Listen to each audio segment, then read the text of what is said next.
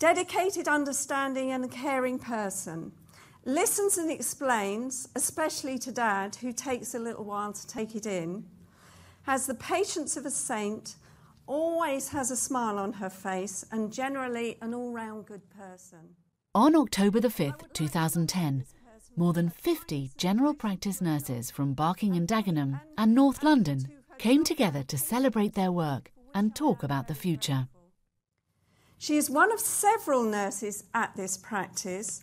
However, her caring nature and smiling welcome, coupled with her professional approach to young and old residents' problems, elevates her to a slightly higher nobility. How about that? These glowing comments come from patients. They were read out by the event's organiser, Sue Cross, Professor of Primary Care Nursing for NHS Barking and Dagenham. Not at the start of the day, but at the end. I'm Rachel Salomon, and I'm starting here because these comments help explain what the day was all about. Who is very empathetic towards her patients. She is tactful, helpful, knows all her patients by names, very supportive, always caring for the well-being of her patients, especially to my family. Professor Juliet Beale, Director of Nursing for NHS Barking and Dagenham, was one of the hosts of the event. It's about celebrating the role of the practice nurse and supporting them in their role to be able to deliver quality and care to patients in GP practices. Why did you think an event like this was necessary? We've just done a year's project on practice nursing to ensure that they have really good support to provide quality of care to patients. We've ensured that they've got good education and also, very importantly, that they have good employment contracts and rights and things like induction programmes. So we've ensured that we've got everybody signed up to the national standards for practice nurses now, and now we need to start building on that, ensuring that they have good opportunities to train to be a practice nurse for the future, that they understand their role in the future, particularly around the white paper and commissioning in consortia, and how vital that will be to provide quality for patients. These ideas were explored throughout the day, which took an unusual format. The standard high stage was nowhere to be seen. There were no breakout sessions in windowless rooms, no flip charts, and no PowerPoint presentations. In their place was conversation, and the chance to discuss and develop ideas generated by those attending. Mid-morning, we were joined by the Chief Executive of NHS Barking and Dagenham, Stephen Langford, who shared his views on how the upcoming policy changes would affect primary care, and particularly the proposal to give more control to GP consortia. This is about driving change from general practice, not doctors driving the change in general practice. And so it's an important distinction that we need to make absolutely sure we bear in mind. How the change is likely to affect practice nurses? Well, perhaps in two ways, and I'm sure we'll begin to explore this a bit more, but certainly in terms of the day job, in that what lies under some of the issues around the white paper is moving more things closer to people's homes. And that is something that will continue, it seems to me, to raise the importance of general practice and also the role of practice nurses around the management of long-term conditions, around the prevention of illness, disease and promotion of well-being, but also, hopefully, having more practice nurses involved in the governance arrangements and commissioning of services and adding their unique input into shaping what services look like for people in Barking and Dagenham. And so I think there is not only an opportunity to ensure that we redouble our focus on improving primary care services and focusing on prevention and the management of long-term conditions, but also in practice nurses playing a key role in shaping the commissioning of services. This sense of potential was echoed by Juliet Beale. There is a huge opportunity for practice nurses to make their own future within GP consortia. and to really grab the agenda and start running with it and not be left behind. And I think that's the big issue around the white paper. It's about clinicians. Yes, we hear a lot about GPs, and that's very important, but it is about general practices and general practice clinicians, which includes the practice nurse very importantly. So is this great opportunity going to be handed to practice nurses on a plate? Of course not. But that doesn't mean it's not there for the taking. Stephen Langford, for one, believes that practice nurses shouldn't be put off. The barriers actually that stop you doing things are very often in your head and imagined.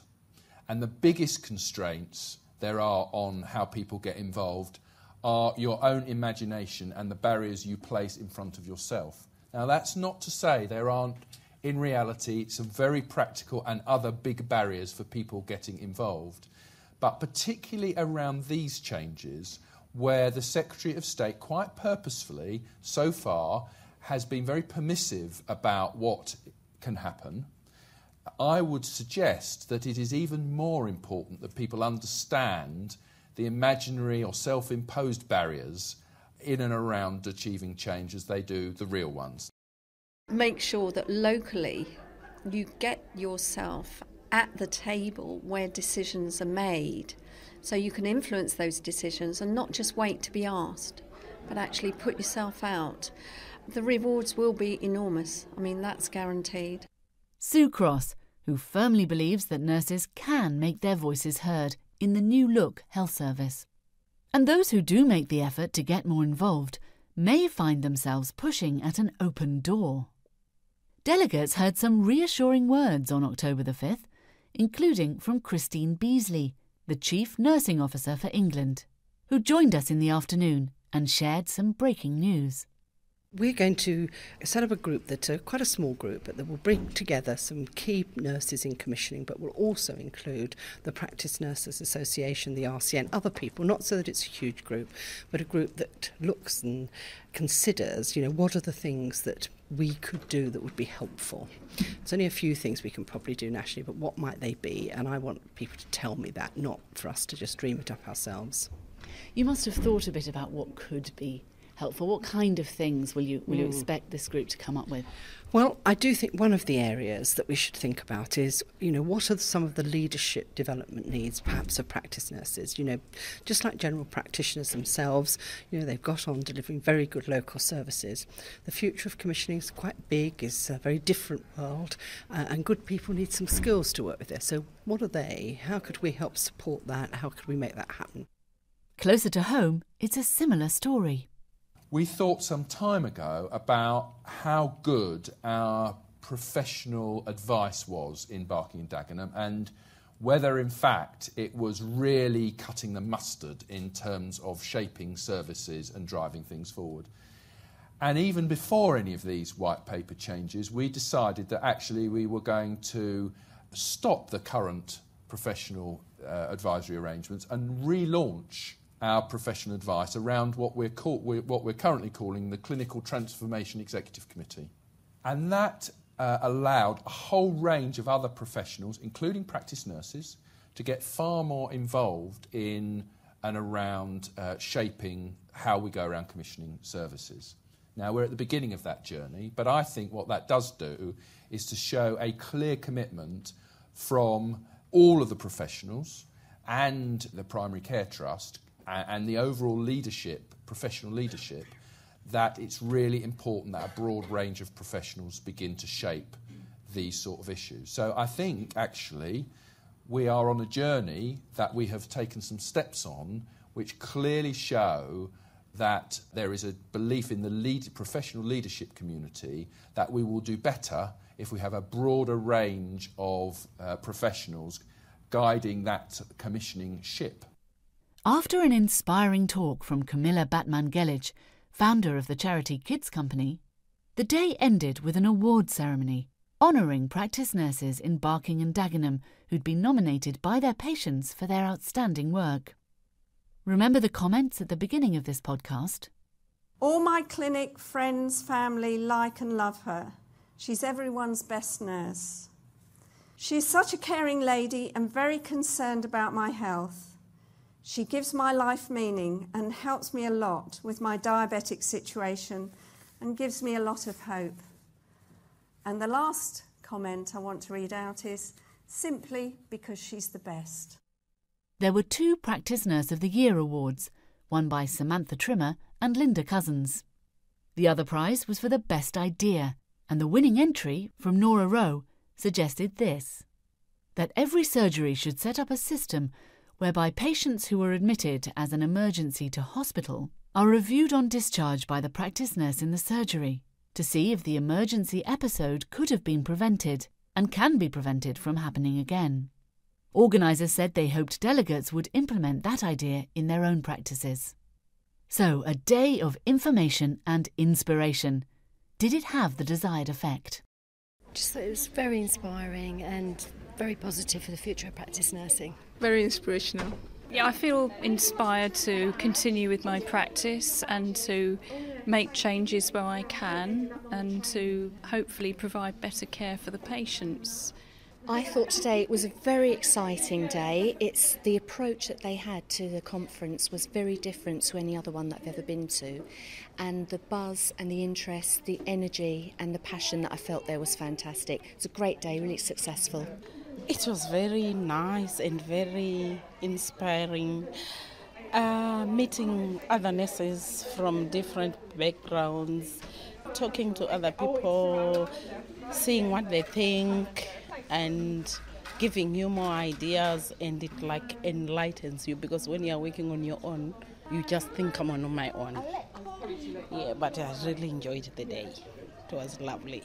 I think it was a fantastic experience. Personally, for me, as a new person in general practice, I learned a lot from the senior practice nurses. It was absolutely fantastic. I thought it was an immensely beautiful day. I really enjoyed it, learned an awful lot from it. I think it was really good. It was really worth coming to. I really enjoyed every minute of it here today.